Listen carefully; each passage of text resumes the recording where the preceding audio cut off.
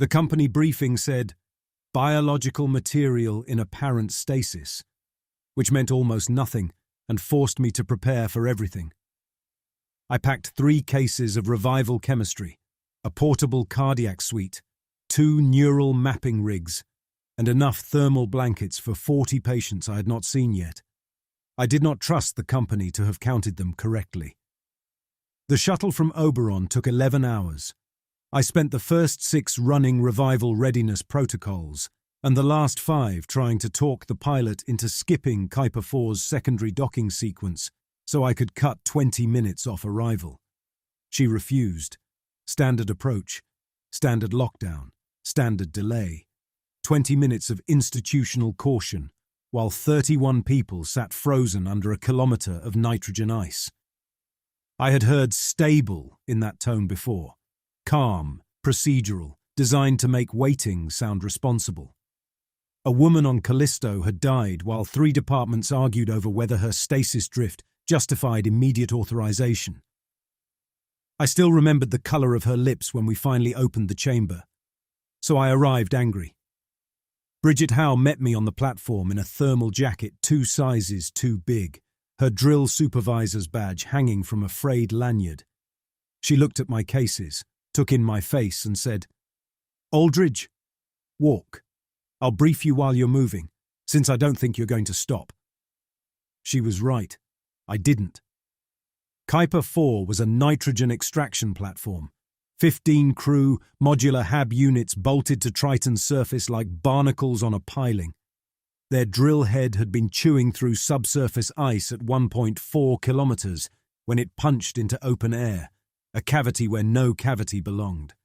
Tom Paris, geological surveyor, had gone down on a safety tether expecting a gas pocket. 13 minutes later, he came back on comms talking too fast, saying he'd found carved walls, stable temperature, and glass coffins with people inside them. 31 visible, Bridget said as we crossed the loading corridor. Paris counted twice. Transparent containers, human bodies, some kind of suspension. He says the displays on the containers are still active. How long since breach? 6 days. I looked at her. I called for a medical specialist within the hour. Company routed the request through 3 divisions and sent me a liability packet instead. Good. Not an idiot then. Just someone trapped inside the same machine. Any patient deterioration? Not that we can read. Because you don't know what you're reading. That, she said, is why you're here. Dr. Lorna Kemp was waiting in the equipment bay, already wearing her survey harness over a company thermal suit. Mid-30s, lean, controlled. She looked like someone who'd had time to see what was down there and hadn't yet decided what it meant. She handed me a tablet with her preliminary data before introducing herself. Their vitals are readable through the chamber walls, she said. Low metabolic state, consistent with deep stasis. Neural suppression looks clean. They are stable, Aldridge. I scrolled through the readings. Heart rates, cellular respiration indices, neural activity bands. All 31 were within normal cryogenic parameters, more than within. Better. 18 years in emergency stasis should have produced drift, metabolic creep, cumulative cellular insult, a slow sanding down of neural coherence. These numbers looked fresh, pristine. Stable for now, I said. Kemp's mouth barely moved. Stable. I handed the tablet back. I'd like to see them before we get into a philosophical argument about what that word means. Her eyes sharpened. I'd recommend reviewing my survey footage first. There are structural features in the cavity that may affect every decision you make after you get down there. Footage doesn't have a pulse. How soon can we descend? She watched me clip my revival kit to my harness. Whatever else she wanted to say, she folded it up and put it away. Now, she said. The drill shaft was a rough bore through grey-white nitrogen ice, wide enough for single-file descent on a cable rig. Bridget came down first, then me, then Tom Paris, who insisted on guiding us despite having already made 4 trips, and Kemp last. Tom was younger than I expected, maybe early 30s, with a surveyor's long, careful build, and the keyed-up brightness of a man still half in love with the thing that had frightened him. He kept glancing down the shaft, as if hurrying toward a secret he wanted credit for. At 300 meters, the ice changed color, veined through with something darker.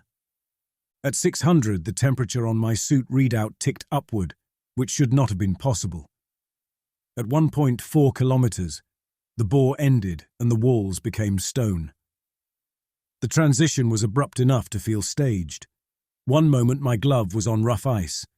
The next, dark rock under my fingers worked smooth and cut into a corridor wide enough to drive a hauler through.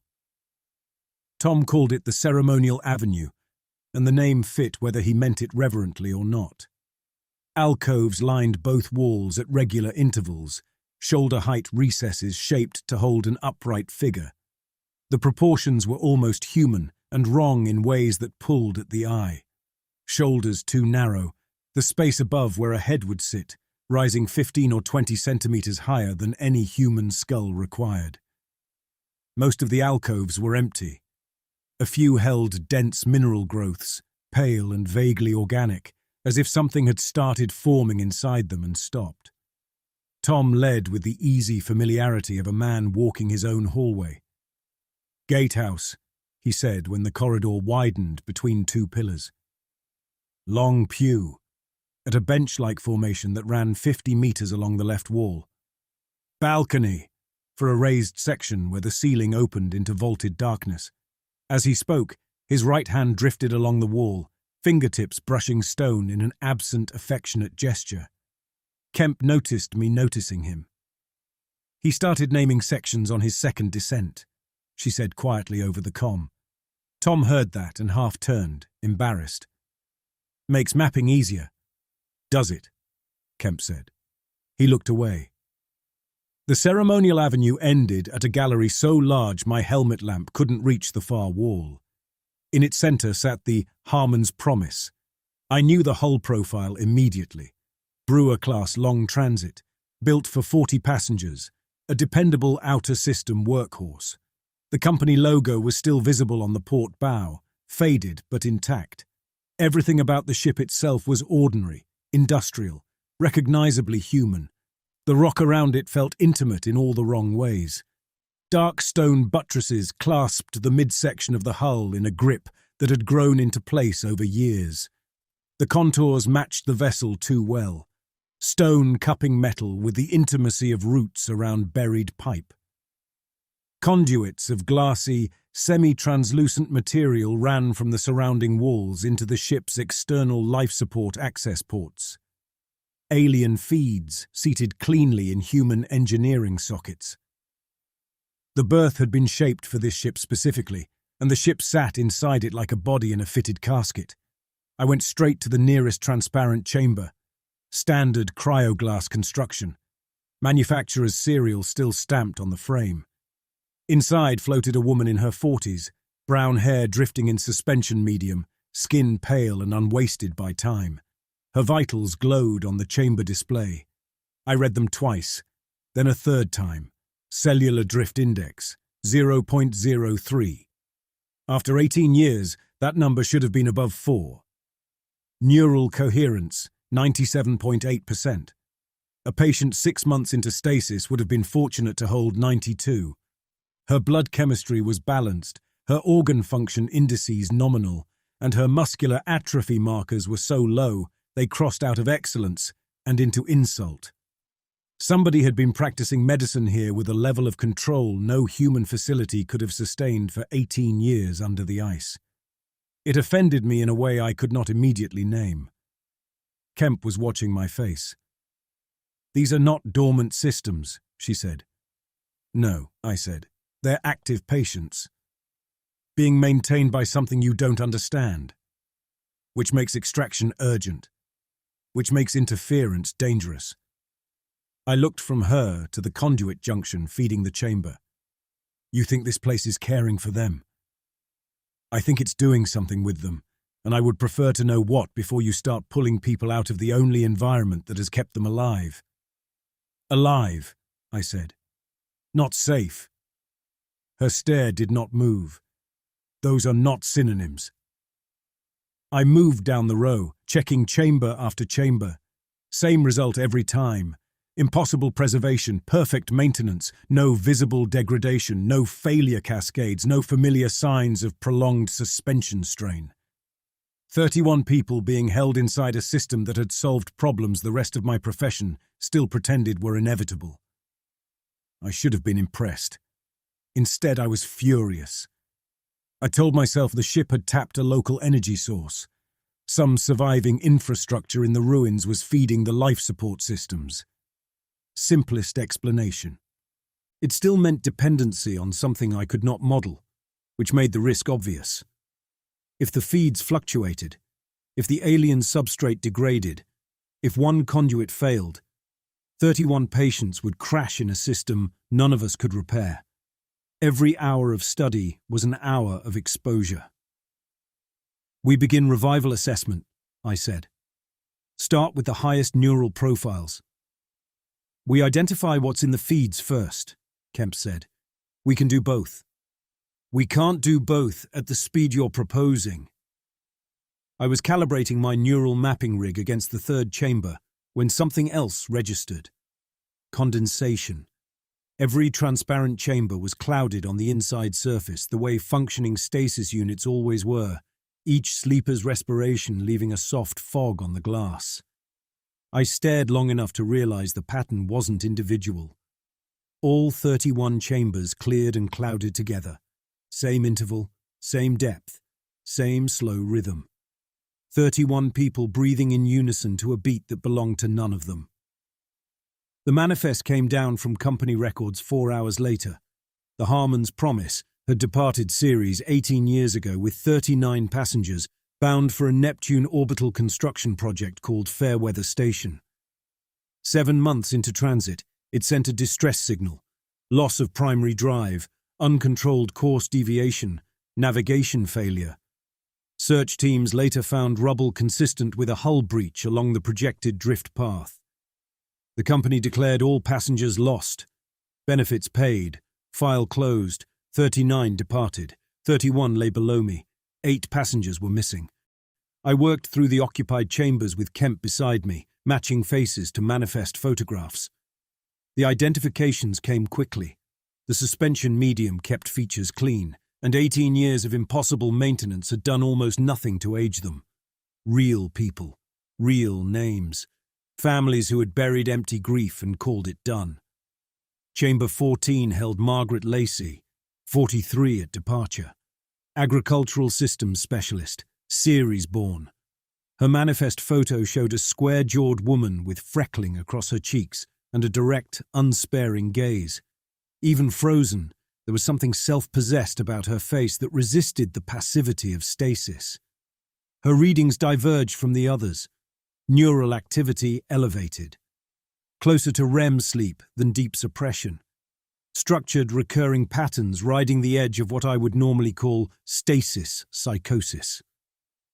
By every metric I trusted, Margaret Lacey was my highest-risk patient. I was documenting her activity bands when her lips moved. The sound came through the cryoglass, low and warped, flattened by dense medium. A rhythmic sequence, language shaped by a human throat for a mouth with different tolerances. Nothing I recognized. Nothing anyone should have recognized. Kemp's hand closed hard on my forearm. Then, deep in the city below and behind us, something unlocked. The sound rolled through the gallery like pressure releasing inside a mountain. A long, grinding displacement of stone, followed by a wash of warmer air that pushed dust off the chamber lids. On comms, Tom's voice broke in from the far end of the ship. A corridor that had been solid wall an hour earlier was now open. The stone had split along a seam no one had seen. The city heard her, Kemp said. I looked at Margaret's chamber, at the revival kit on the floor beside it, at the dark passage opening farther down. Then I followed the opening. Bridget stayed with the chambers. The kit stayed where I left it. The architecture shifted as we descended.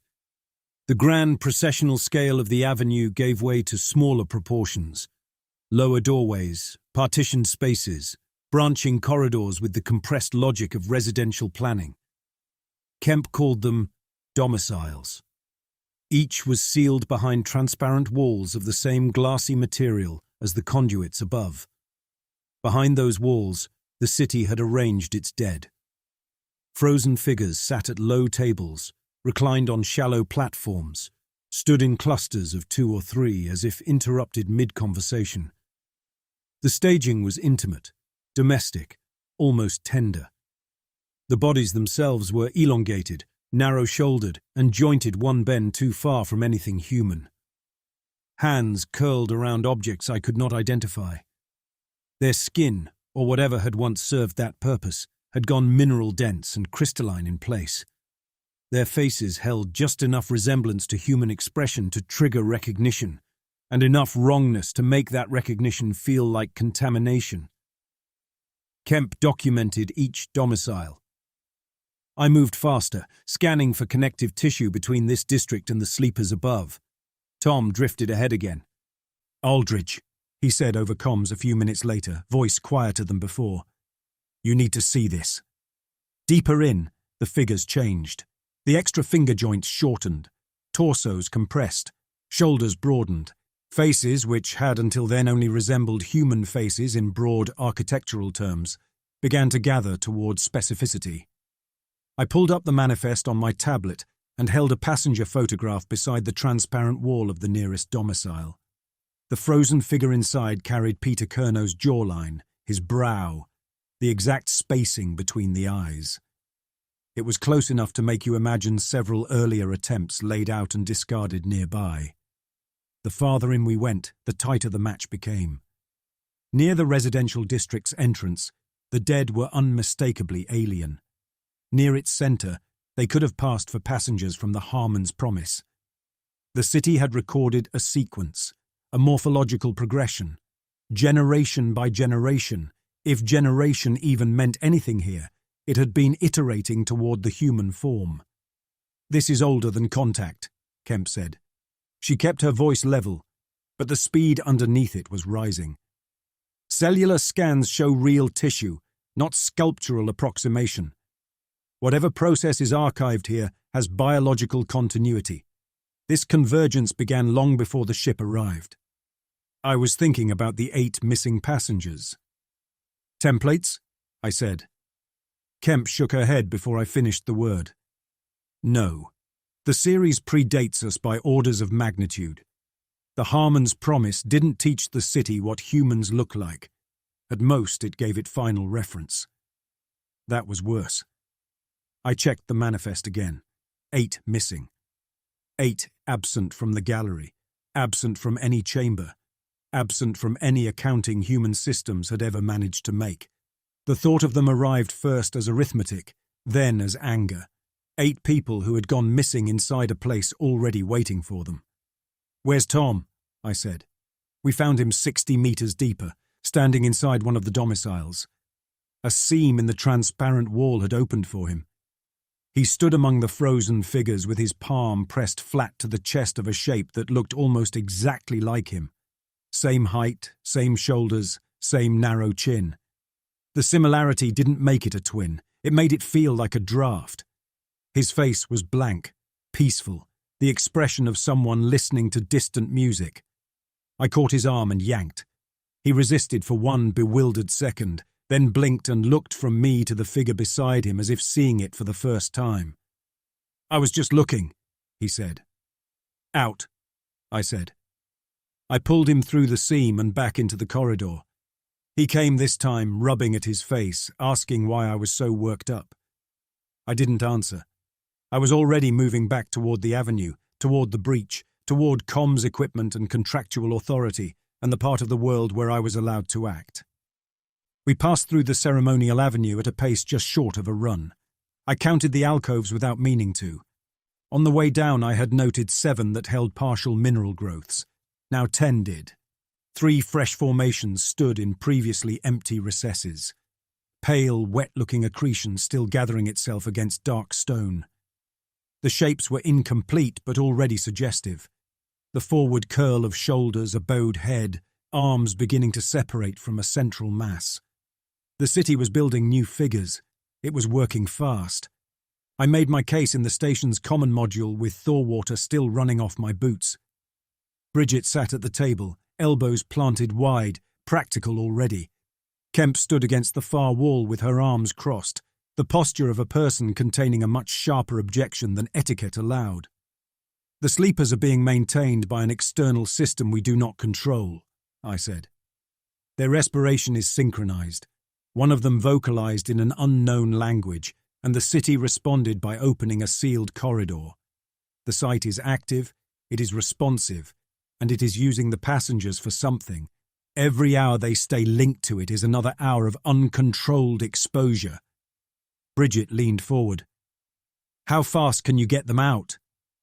The drill schedule was on her face, whether she wanted it there or not. Clearing the site meant resuming operations. I didn't care. Motive mattered less than alignment. Highest risk patient can enter revival prep in 12 hours, I said. Full extraction of 31 takes 5 to 6 days if the chambers cooperate. They won't, Kemp said. She stepped to the display and threw up conduit scans, junction imagery, chemical traces from the feed lines. The glassy alien substrate threaded into human engineering like roots through fencing. These feeds are carrying an additional compound woven through the cryogenic nutrient cycle, she said. It's integrated into the system. It's in their blood, marrow, cerebrospinal fluid. Pull them out before we understand what it does, and you may be severing life support from patients whose biology now depends on it. May, I said. Kemp turned to me fully. You hear that word and treat it like weakness. It isn't. It's accuracy. There it was, not caution, but accusation. I need time to finish the analysis.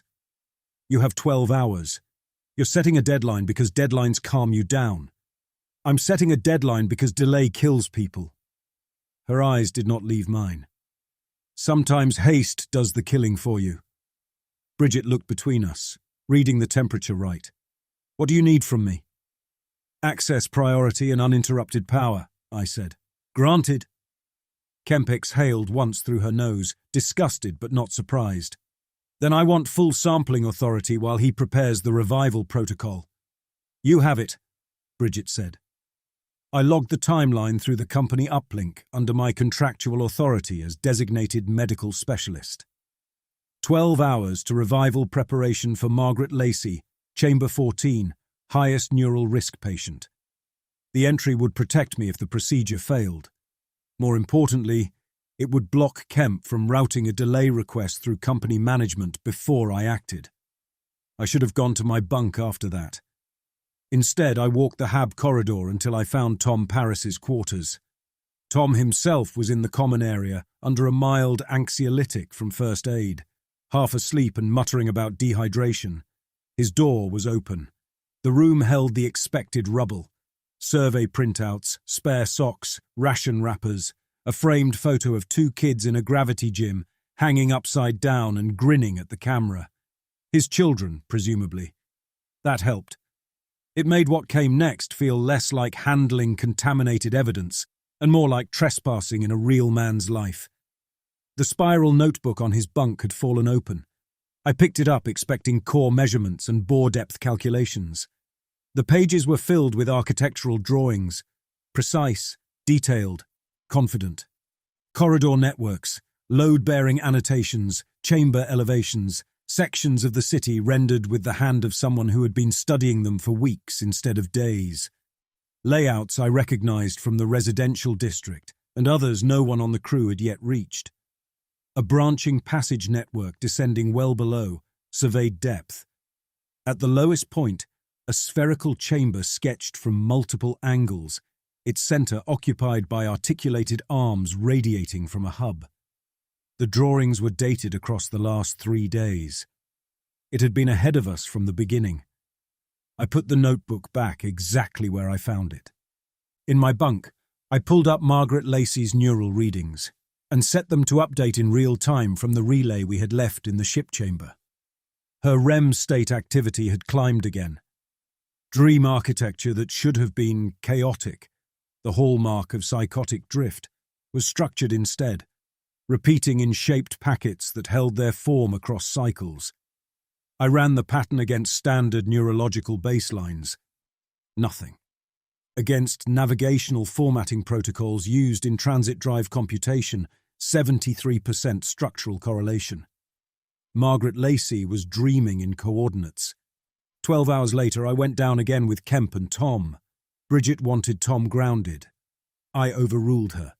I needed his survey experience, and I preferred compromised people where I could see them. The stated purpose of the descent was practical. Kemp needed to trace the conduit network to its source and finish the compound analysis. I needed to assess what powered the stasis system, so I could determine whether disconnection would kill the patients faster than continued exposure. Tom led. That was the first problem. He moved through the branching corridors without consulting his tablet, without pausing at junctions, without the hesitation of a man navigating territory he'd entered once. Left. Right. Down a ramp I was certain we had not used before. Through a narrow connector between two residential blocks, into a section of the city that matched one of the pages in his notebook exactly. I had memorized the layout in a single glance. Every turn was right. "Tom," I said, "how do you know this route?" "It's obvious," he said over his shoulder. "Residential on the outer rings, ceremonial toward the center, infrastructure at the core, standard planning." Kemp and I exchanged a look. The city's layout followed no clean radial pattern. She had spent 2 days trying and failing to model its structural logic. Tom wasn't extrapolating. He was remembering something he had never learned. We reached a sealed door, 3 meters tall, twice as wide, its dark surface carved with a motif I knew from the avenue. Processional figures converged in radial formation around a central circle orbited by smaller circles. A planetary system. The door was seamless. Kemp passed a gloved hand over the join and shook her head. No latch, no hinge, no interface. Tom stepped forward and laid his palm flat against the center. Stone ground against stone. The seams separated. The doors swung inward. Warm air pushed out with enough force to ruffle the fabric at my sleeves. Tom stared at his own hand for a second, confused, then walked through. The observatory was a sphere, not a chamber shaped like one, a true sphere carved out of Triton's substrate. Its inner surface worked with channels, tracks, mounting points, and suspended in the center a machine of dark metal and crystal, the helioime. Articulated arms extended from a central hub, each carrying spheres, rings, and ovoid bodies in three-dimensional arrangement. At first glance it resembled an orrery. At second glance it resembled a wound-up nervous system. The central body glowed with a slow, amber pulse, and around it the other elements held positions that I recognized a beat before I understood why. Neptune's system. Present-day positions, rendered with a precision the Harmon's promise could not have carried at departure. Neptune's current orientation. Oberon's orbital track. Relay stations. Ceres. Fairweather Station represented by a dark fleck in Neptune's orbital path. At the center, where a star should have been, sat Triton. It pulsed amber in the same rhythm as the shared breathing of the sleepers above. Kemp moved first, tracing the older scoring beneath the current mounts. "This is a rebuilt configuration," she said. "Something removed the original system map and installed ours afterward. Post-contact, post-ship, post-passenger." I followed the conduit lines with my eyes from the observatory walls upward through the stone, and the picture snapped into place hard enough to make me feel briefly stupid. "The feed lines," I said. Kemp was already there. "The helioime is reading from the stasis network. Their neural activity is being used as data substrate." 31 sleeping minds. 31 people carrying star charts, navigation modules, news traffic, orbital habits, childhood astronomy lessons, routine commuter knowledge of where things were and how they moved. Harvested, compiled, rendered into crystal and metal by a city under the ice. "A route," Kemp said. The control in her voice was costing her now. It's not just a model. It's plotting a transit corridor from Triton to the inner system, optimized for the Harmon's Promise's drive characteristics. The buried city was charting its return. Tom was standing beneath the central hub with his face tilted up. At first I thought he was praying. Then I heard him. The same guttural consonants Margaret had formed in her chamber, quiet as breath, fed upward into the machine. I crossed the chamber in 4 strides and grabbed him. His eyes were open, fixed, looking through the ceiling and the ice and whatever came after that. I shook him until his focus broke. He doubled over and vomited. Kemp had gone still. "What?" I said. She was looking at her tablet, then at me. "It updated," she said. "A new data point. Oberon Station's current orbital position, current within the last month." I did not speak. "You are the only person in this city who has been to Oberon recently," she said. Violation arrived before fear. The machine had touched knowledge in my head and made it material somewhere I could see. The helioime had started reading me. Kemp finished the compound analysis on the surface while I checked Tom in the medical bay. The results came in layers, each one worse. The conduit compound was a mutagen, slow-acting, targeted. It had been altering the colonists' cellular architecture over 18 years of continuous exposure. Bone density, organ morphology, neural branching patterns. This was directed conversion, not random degradation. Kemp overlaid the scans against the most human-looking figures from the residential district. Perfect correspondence. The colonists were being remodeled, cell by cell, toward the shape the city's builders had once worn. The 8 missing passengers now had a probable explanation. Accelerated conversion. Earliest exposure. Furthest progressed. Completed and installed below as the newest entries in a Convergence series that had begun before vertebrate life on Earth learned to stand. I kept drawing Tom's blood while Kemp talked. It gave my hands something to do. "How far has it gone?" I asked. 20 of the 31 are beyond reversibility threshold. She put the comparative tissue models on screen. Human baseline on the left, target architecture on the right, current colonist morphology somewhere between. Their organ function now depends on the mutagen. Disconnect the feeds and they collapse within hours. The other 11, grey zone, Margaret included, advanced enough that I cannot guarantee they wake fully human. Advanced enough that I cannot guarantee whatever is in their neural structure was built for independent consciousness. She shut off the display. "But they might survive disconnection." "Then we take the 11. Kemp stared at me as if deciding whether precision was still worth the effort. "Listen to what I'm saying. The city has reacted every time a sleeper crossed a threshold into something more active." Margaret spoke, and it opened a corridor. Tom touched a door, and it opened for him. The architecture is not just processing tissue, it is waiting for a conscious human participant. What happens if the succession needs exactly that? I heard her. I understood every part of it. I also heard Rachel Vickers coughing blood around a tube while authorization sat in a queue and people with clean hands argued for 1 more hour of certainty. 12 hours is up in 4, I said. I'm starting revival prep. Before she could answer, Bridget's voice broke over the station intercom, tight enough to strip all surface calm off the words.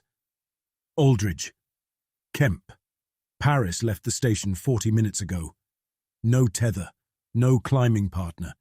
His tracker has him stationary in the residential district, 600 meters below the ship chamber. He's not answering comms. Kemp and I went down alone. Bridget stayed topside to monitor our position, and because somebody had to remain on the surface in case neither of us came back. The ceremonial avenue had changed again. The mineral formations in the alcoves had grown. Some now stood nearly complete, human-sized shapes in pale accretion with bowed heads and arms pressed close to their sides. The detail was resolving. One formation caught my lamp at the wrong angle and stopped me cold.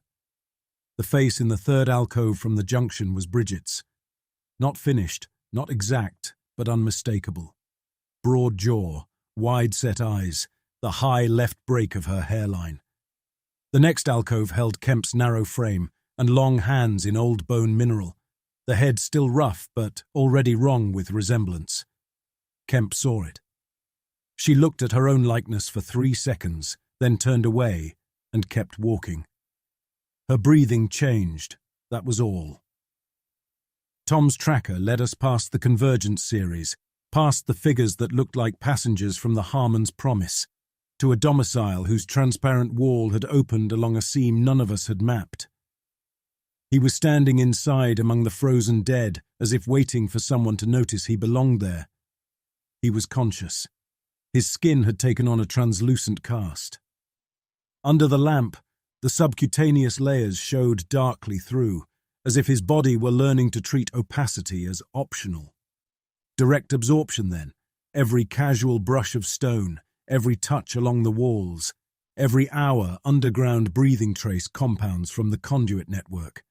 Tom Paris had been converting himself, one absent gesture at a time. "Tom," I said, "we're leaving." He turned toward me slowly, comfortable as a man interrupted in a warm room. "I'm almost ready," he said. "The calibration's almost done." "For what?" He smiled faintly, genuinely puzzled that I had to ask. "For where everything goes." I went in after him. He resisted only with the passive weight of someone who didn't understand why he was being dragged into bad weather. I hauled his arm over my shoulder and got him moving while Kemp welded the seam shut behind us with a portable thermal cutter. Tom's wrist readout on my monitor showed the same synchronized respiratory pattern as the sleepers above. His heart had joined their rhythm. We dragged him back through the district, through the avenue, up the shaft. Halfway to the surface, with the cable rig swaying between carved stone and nitrogen ice, his head rolled against my shoulder and he began to whisper. Coordinates. Clean English. Precise numbers. Orbital inclination. Altitude, current offset for Oberon Station, accurate to 5 decimal places. Data Tom had never possessed. Data I carried in my own head from 16 months of contract work on Oberon's medical deck, fed into the network through whatever the helioime had touched in me, and echoed back through Tom's compromised nervous system like a signal off a relay dish. The city was using us to talk to itself. It was almost done listening. We got Tom topside. Then Kemp and I went straight back down. My revival kit was still on the stone floor beside Margaret Lacey's chamber. The ship chamber looked unchanged, buttresses clamped to hull, conduits feeding the transparent rows, 31 chambers fogging and clearing to the same shared breath. Kemp assembled her improvised counteragent at the base of the ship's hull. It was an untested chemical bridge designed to stand in for the mutagen during the transition from stasis to consciousness. No trials, no precedent. One educated guess held together by bad options. I ran the standard deep stasis revival checklist. Neural suppression clearance, already failing. Margaret's elevated REM activity had burned through much of it on its own, making her both easiest to wake and least safe to leave under. Thermal cycling. Chamber heating engaged, but sluggishly, as if something in the external network were throttling the command. Seal release. No response. Standard magnetic override did nothing. Manual release did nothing. The lock had been supplemented through the conduit interface by something no human control panel could touch. I reached for the cutting torch. "Aldridge," Kemp said behind me. "The chamber is under positive pressure. If you breach it..." "I know." I knew the risk of aerosolized compound. I knew exactly what 18 years of accumulated mutagen might do when vaporized straight into exposed tissue. This was still a moment where caution had moral standing. Then I thought of Rachel Vickers lying half-revived in a bay that had waited too long. I cut the seal. The torch bit through the upper gasket in 4 seconds. The chamber ruptured with a hiss and a warm rush of vapor that hit me full in the face before atmospheric equalization could disperse it. Wet, chemical, heavy. It coated my throat and lungs on the way in.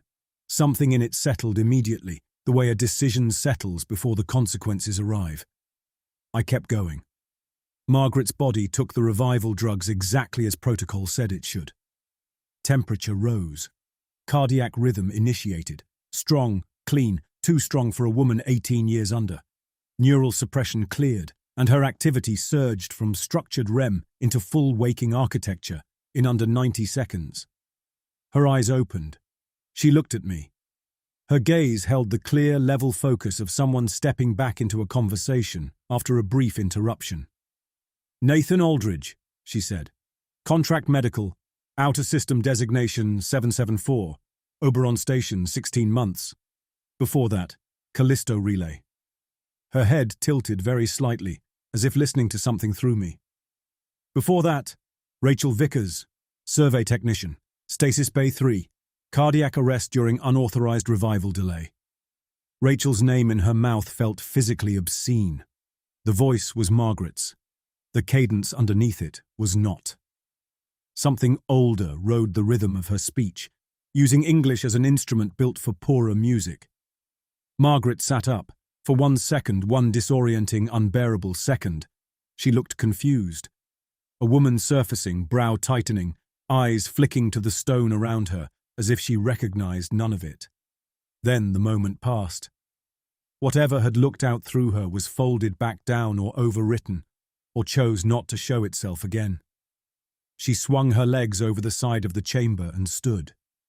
I stepped into her path. "Margaret, sit down. The revival sequence." She touched my chest and pushed. I slid back across the stone before my boots found traction. She looked at me over her shoulder, and something very close to pity crossed her face. "You were right to hurry," she said quietly. "We required someone who would not wait." She laid her hand on the conduit junction at the center of the chamber. Everything changed at once.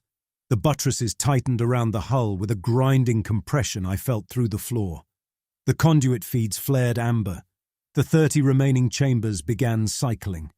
Cryoglass went opaque as dense minerals spread over the surfaces in racing bloom, sealing each sleeper behind a shell of the same glassy substance that made up the city itself. The synchronized breathing continued behind the new walls.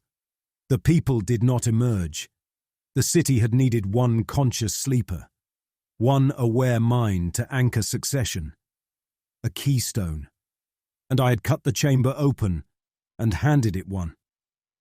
The subsonic pressure that had been building under everything resolved into signal. I felt it before I heard Kemp say it. A patterned resonance moving through the stone, up through the ice above us, outward and upward toward the surface and whatever relay infrastructure waited there. "It's broadcasting," Kemp said, staring at the portable terminal in her hand. "Full navigational dataset. Triton to the inner system." Margaret had already left the ship chamber. She walked into the ceremonial avenue, and the city answered her passage the way a house answers the return of its owner. Along the walls, the half-formed figures in the alcoves collapsed. Raw mineral ran back into the stone in slow, liquid withdrawal. The rehearsal pieces were being reclaimed. The approximations were no longer necessary. Bridget's voice burst over comms through static and distance. "Aldridge, Paris is seizing. Full tonic-clonic.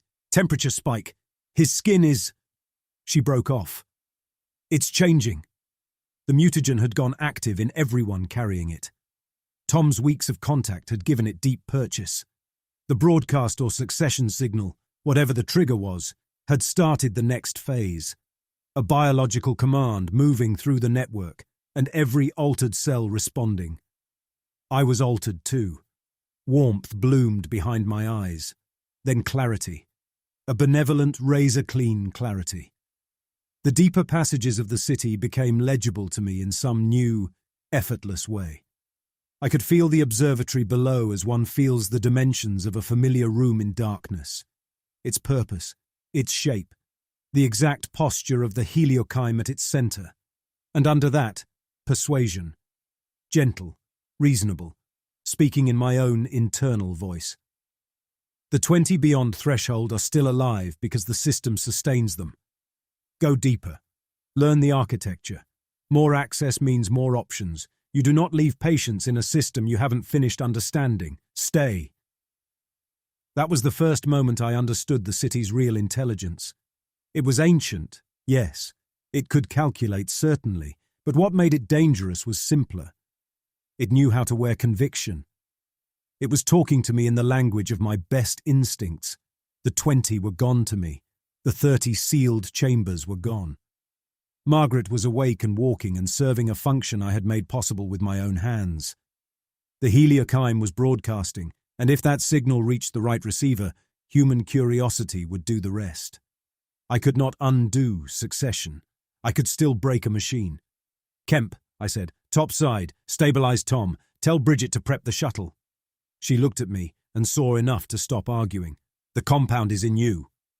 "That's why I have to move now." She ran. Bridget sent the blasting charge down the cable rig from her mining stores, a shaped demolition package meant for opening mineral seams. I clipped it to my harness and descended alone. The city resisted. Corridors that had stood open on every previous passage drew inward by centimeters as I passed, enough to turn each section into a body-width negotiation. Warm air came in breaths timed to the sleepers above. The pressure in my skull kept arranging arguments for retreat with professional elegance. The counteragent might still salvage some of the 20. Destroying the helioime could kill the integrated passengers. You are acting from anger, not judgment. You have made one reckless intervention already. Do not compound it with another. Each thought arrived polished, plausible, structured exactly like the position papers I used to write when I was forcing hospital review boards to authorize revival against policy recommendations. The city had learned more than what I knew. It had learned what my doubt sounded like. I kept moving. The observatory opened around me in amber half-light. The helioime was fully active now, its arms tracing orbits in smooth, exact arcs. Crystal elements turned and flashed. The broadcast sat in my bones like directional pressure. Neptune, Oberon, relay clusters between Jupiter and Saturn. The root was alive inside the machine and alive inside me, each confirming the other. Margaret stood beneath the central hub with one hand resting on the glowing Triton marker. She watched me approach with the composure of someone who had waited a very long time and had accepted that waiting was the dominant condition of existence. "The route will reach the inner system within hours," she said. "The city intends continuation." Her voice still carried that doubleness. Margaret's physical instrument, something older using it with careful restraint. "I broke the heliocaime's first draft," I said. "No," a faint, almost sad correction. "You accelerated the final one." I said nothing. She looked around the chamber, at the suspended bodies of the machine, at the mapped orbits, at the crystal doing calculus no human engineer could have named. "Its builders are gone. Their world is gone. This is what remains. It has spent longer than your species can meaningfully imagine refining a form compatible enough to inherit what was left." She touched her own sternum lightly, then gestured upward toward the sealed sleepers. "Their minds persist. They dream. They shape. They are not lost in the way you mean." "I know exactly what lost means." "Do you?"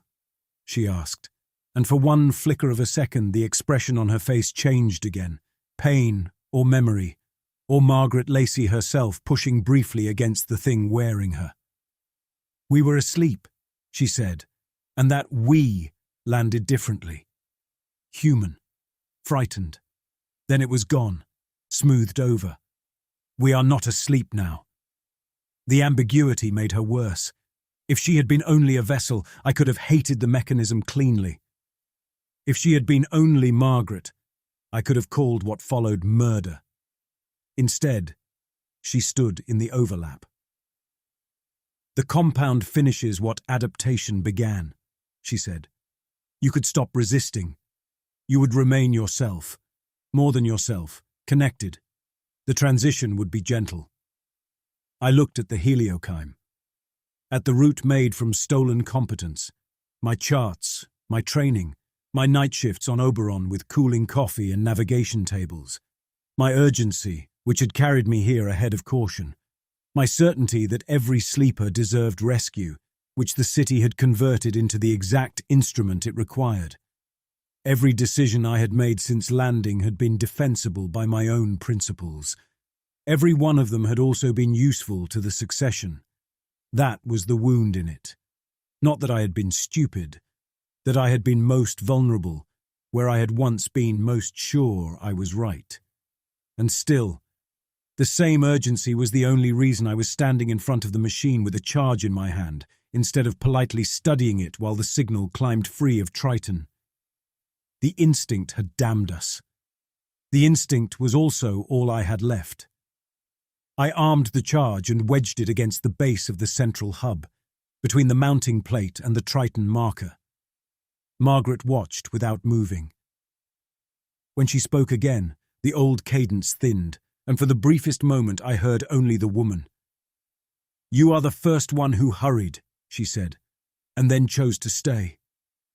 I backed away and triggered the detonation. The blast hit the sphere and came back from every surface at once. Pressure slammed into me hard enough to flatten breath. The helioime tore apart. Arms sheared loose, crystal elements shattered into glitter, and knives that rang against the walls. The Triton marker cracked through its core and went dark. The patterned resonance stuttered, warped, collapsed into meaningless noise. The root died. Margaret remained standing in the wreckage. The shrapnel had flowed around her or been turned by whatever density the compound had built inside her. She looked at the ruins of the helioime with a patience so vast it made the chamber feel smaller. A broken clock, her face seemed to say, was not the same thing as an end to time. The conduit still glowed. The city still held. It had waited before. It could wait again. I climbed out. The compound in my blood pulled downward with every upward step. The sensation was intimate, almost tender, the way sleep pulls when one is exhausted and knows yielding would be easy. The walls narrowed behind me as if reluctant fingers were loosening one joint at a time.